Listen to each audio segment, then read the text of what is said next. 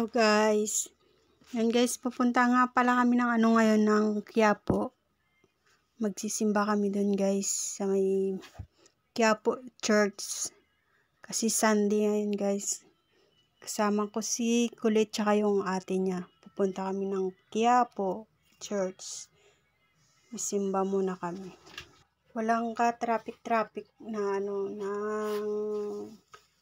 sasakyan dito guys. So, Sunday kaya wala masyadong traffic, maaga pa. Yun, nandito na tayo sa Pizza Shrine. Pizza Shrine guys. Ayan guys, si Mama Mary. Ayan.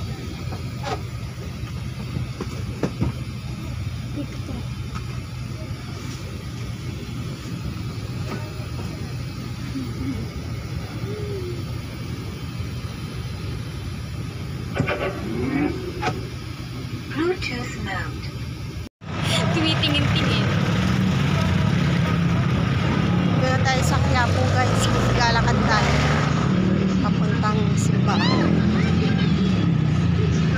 Dahil po sa guys. Tabi-tabi.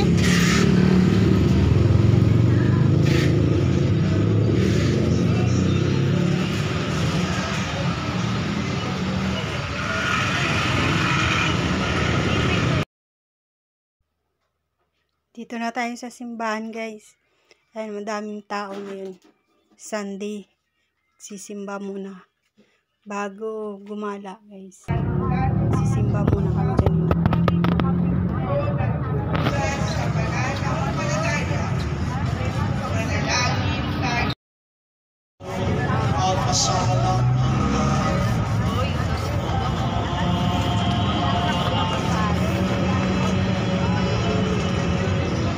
Sumainyo ang Panginoon at sumainyo taas Diyos sa iyong ang ininaas namin sa Panginoon. Pasalamatan natin ang Panginoon ng Diyos. Marapat na siya ay masaya. Ang naming makapangyarihan, muling ipamuli namin ang misteri ng pananampalataya. Si Kristo'y nabuhay. Si Kristo'y mamahaling sa Diyos. Ang mga ginagawa namin ngayon ang paglalala sa pagkamatay at muling pagkabuhay.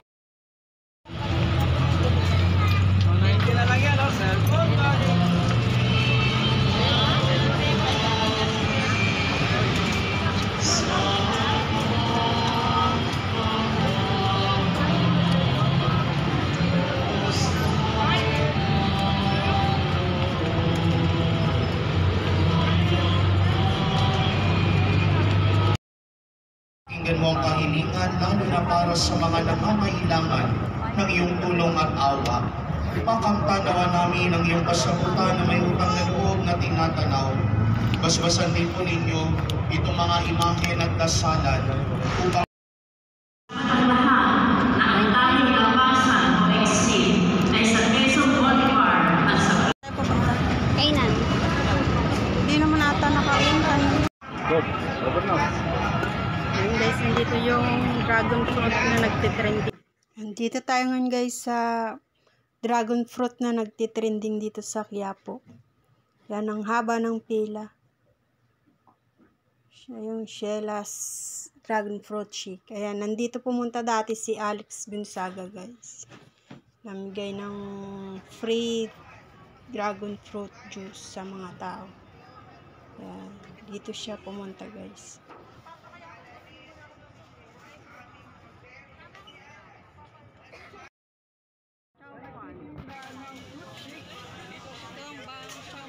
Dito naman tayo guys sa siomai rice. Ang sarap daw ng siomai rice dito guys. Simbahan ng Poong Nazareno at sa buong legendario sa panaganap produce time na ito dahil nalaga naman ito ng 40 years na pala silang nagtitinda sa Quiapo. Minakakalagaan ng dasal na ito. Si Kulit daw tinagawa namin kasi lumabas siya una sa Jollibee. Jollibee. Lumabas siya, iniwan kami sa loob. Ngayon, Pinagbuhan namin siya. Ayan siya. Ayun siya, naghahanap na tuloy guys. Iniwanan kami sa loob. Nagmamadali siya. Pupunta kay Nining B. Nakaupo pa kami sa loob dahil sobrang init na kami guys kay Nining B. Ayan, nakarating na kami dito guys. Dito kay Nining B. Yung nagtitrending dito sa Quiapo. Ayan, yung kanilang first dito. Oh, shout out naman dyan!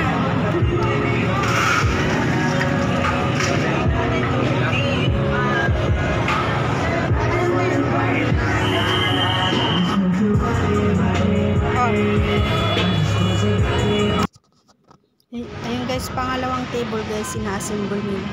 Si Kulit tsaka si ate niya ang pumipila. Dahil sa daming tao niya guys.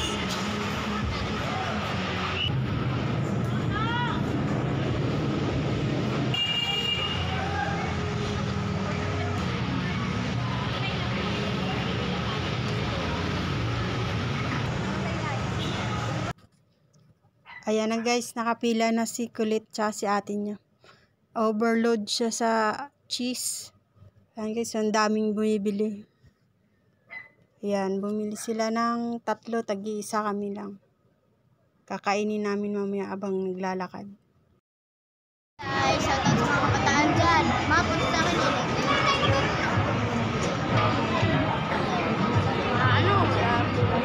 So, kumakain si Kulit ng tinda ni Nining B. Ang sarap daw guys. Ayan o, gutom na gutom na. Yan, pauwi na tayo guys. Happy tummy na si Kulit. Busog na. Yan guys, wala na masyadong tao yun guys, kasi umulan. Yan guys, pauwi na tayo guys sa Antipolo. Ito Quiapo. Ayan guys yung dalawa. Lalakad sa ilalim ng ulan.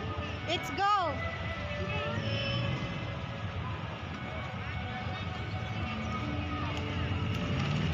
Mahal-mahal maging malabo.